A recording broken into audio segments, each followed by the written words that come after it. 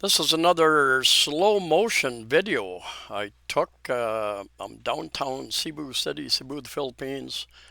Time period is kind of during the Sinulog, huge popular Sinulog festival. 2 to 3 million people gather for the various events over about 10 days. And I'm using my new Insta360 Ace Pro camera. And somehow, for three of my videos, it turned slow motion, or I guess I turned slow motion on inadvertently when I turned the camera on, and touched the screen, I guess. But the videos before those three and the videos after those were back to my normal 4K videos. So anyway, it is kind of interesting. You get to a little more people watching you rather than the faster videos. And once I go up here and turn the corner, it becomes even more interesting. A larger crowd of people trying to find my way, and everybody sees the camera. Almost everybody sees the camera, looks over at what's he doing? What's your vlog? Anyway, just to the right of me is what they call Plaza Independenta. Huge plaza, many events going on there during holidays, other special events, festivals, and especially on weekends or after school hours, you'll find groups of school kids and over there practicing their various dances. Apparently, there are a number of dance contests, and this is one of the main roads that runs along the coast here. To the right, you got Plaza Independenta. You also have Pier 1. A lot of the passenger ferries come into Pier 1, Pier 2, and Pier 3, but Pier 1 primarily. Depends on where you're going. So you need to know the pier that your boat is going to come into. And then you have Fort San Pedro. Hope I got that name right. Fort San Pedro, which is a very very old fort and was built in the early days to fend off invaders trying to invade the Philippines, or Cebu in particular. The slow motion video cuts out audio automatically. Apparently, I didn't know that, so this is a learning experience. Just watched the video. There's another update for the software hardware inside my camera, so I need to upload that. That kind of changes how it operates, and apparently it affects the when you swipe in from the right or left or top or bottom, what settings you have access to. There, it looks like that. I think that is coconut milk she's selling there. Pretty good stuff, my opinion.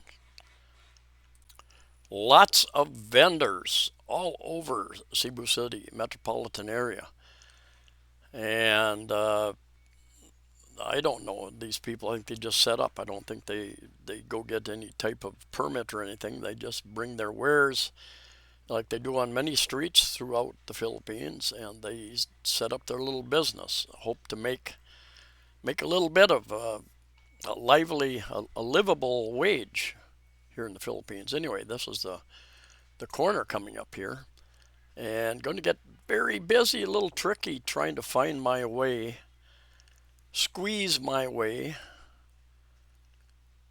through some of the areas. And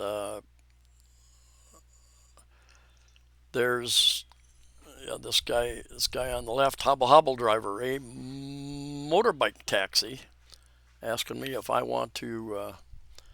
Where are you going? You need a ride? And then you could negotiate probably 50, 60 pesos back where I live. I'm up in the uptown area. And you've got one of the many bus lines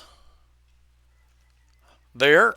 And a lot of these buses run pretty much locally, maybe from South Road Properties up to up through the various malls. SM Mall, for instance, they might make a stop at Park Mall over in Mandawi, and some of them will even take a trip over to drop people off at the airport. Other places over on Mactan Island. Just need to know your bus and what its route is. You can see a little bit of clouds in the sky, a little bit of cloud cover. It hasn't been the last more than a week has been a little bit cool in my opinion. 80 to 84. I think I've got my windows open today. A little breeze coming through, and somebody else asking me, "Do you want to ride?" Or I think he saw my camera doing a little dance for me there. Also a hobble hobble. All these guys are hobble hobble drivers, and I'm trying to figure out how am I gonna find my way. The sidewalk is full of vendors, pretty much, and the streets are a little they're full of traffic and motorbikes trying to use any passenger any inch they can get.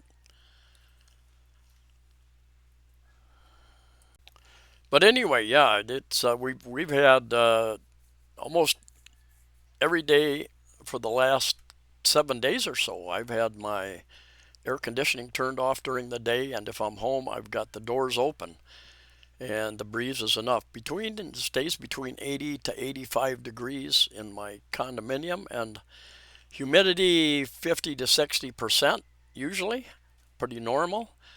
And as long as there's a breeze, that's comfortable enough for me. I know some people they'd be sweating profusely under that condition. But I lived in the desert for many many years. I never did like the cold. I grew up in the North USA, Midwest, and never really acclimated to the cold weather. Boy, I was always cold. And I moved to Phoenix, Arizona area and Las Vegas, Nevada area, both very hot desert areas, very low humidity, much of my working life. And it's 90 to 110 degrees on average during the day there, and it might drop down to 90 degrees in the summer in Phoenix, 90.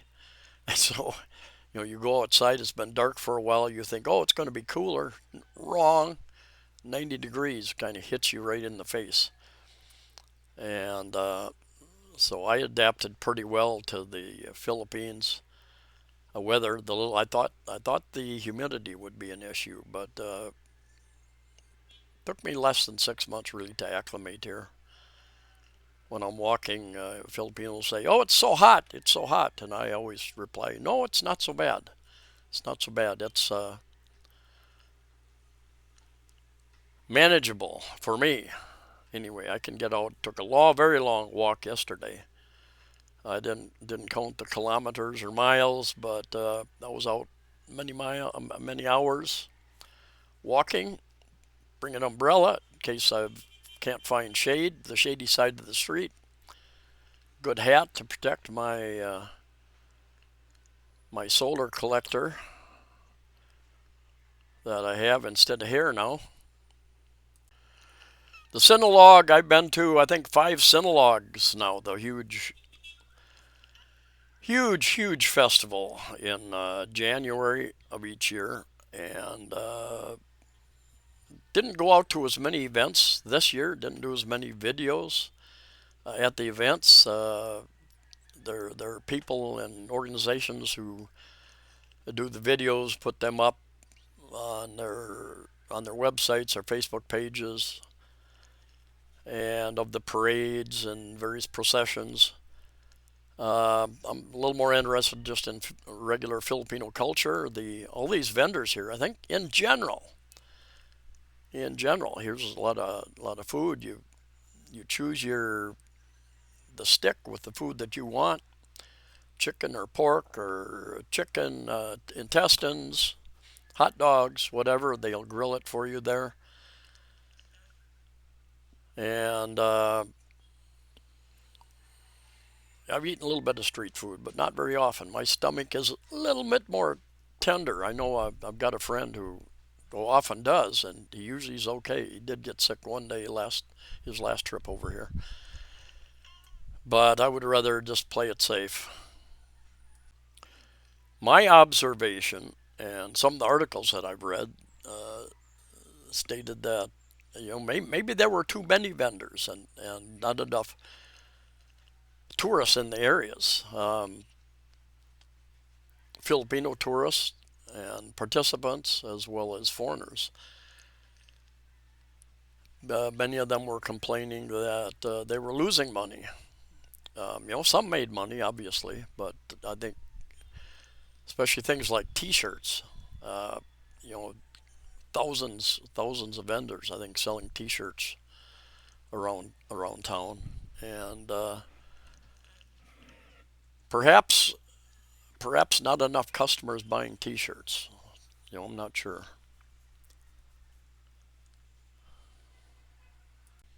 There's hundreds of vendors that come up from Mindanao, for instance. They're set up different places when you talk to them. I'm sure there's quite a number that come down from Luzon. I think this is one of the grandest, largest festivals in the Philippines, I believe. 2 to 3 million people attend the various events, is what I've read. This is one of the entrances. I think there's 3 or 4 entrances to Plaza Independenta.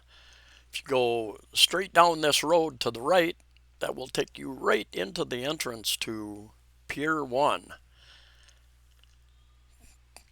Pier 1, they've got ferries that run a number of places over to Bohol. A lot of them go over to Bohol. Some go to Dumaguete. I think the fast craft that goes to Dumaguete. I think they make a quick stop off in Tagbilaran, Bohol first on the way to Dumaguete, and several runs. Most days they have several runs, I think. Don't necessarily believe the schedules you see online. I mean, that is a good place to find some information, but oftentimes that information is not updated. I've had friends and that have checked online and it says, well, there's a ferry at 10 o'clock or 9 o'clock, 7 o'clock, whatever, and they go down there. In fact, there is no ferry at that particular time. So if you can contact the ferry company itself or a ticket agent should know if they're selling tickets. But if you find the information online, it may be accurate, but it may not be accurate. So if you've got the time to sit around and wait for the next boat, that's fine. During these holidays and during the Christmas season and some of these holidays, a lot of these ferries were full. I know we had a relative coming over from Bohol right before Christmas because was going to stay several days and surprise some of the family over here, and there were no tickets available. She went to the ferry with her family, a couple of kids, and no tickets available. And it was a few days later when she could not get the tourist ferry price, but she was able to get a business class, bigger seats, more comfortable, but it wasn't in her budget. But she put out the money for the business class because that was the only thing available. Come over here to Cebu. I believe she worked at a sand quarrying company over on Bohol, and they were waiting. They had a break in operations because the get distracted at times. What was I talking about? They had a break in their operations, so she had a week or two where she wasn't working because they were waiting for their license to be renewed, I guess, to kind of operate that sand quarry, and then the trucks would come in and I guess they would, I don't know if they weigh them in and out or if they just assume a certain number of scoops of sand equals one truckload, and that's how they charge it out, perhaps. I'm not sure. I had an interesting discussion with my girlfriend the other day. We are talking about what attracts you to what other people. What do you look at? Men are attracted visually more than women. This is generalization, of course. I'll do a being an expert on relationships. I'll do a couple videos on relationships here in the future. Men are visually attracted more than women are, but women are. And I was asking her, what do you look at? What do you look at? What stands out? And she said, the face, the do they look appealing? Do they look friendly? Do they look honest? And I would say that too. Just as you walk here, you look at one thing I really love about the Philippines. Most people in most countries will not make eye contact with you. Um, I've found in China, people would look at you and give you a nod, acknowledge your presence, and in the Philippines, even much more so. People will look at you and you can greet them, good afternoon, good morning, hello, and they will greet you back 99% of the time. I've always said, be friendly to them, they'll be friendly to you. They don't know who you are, what your intentions are. They don't know your language. They don't know if you're in a good mood or a bad mood, you know. So if you're friendly to them, 99% of the time I have found they are friendly to you and very helpful at the same time.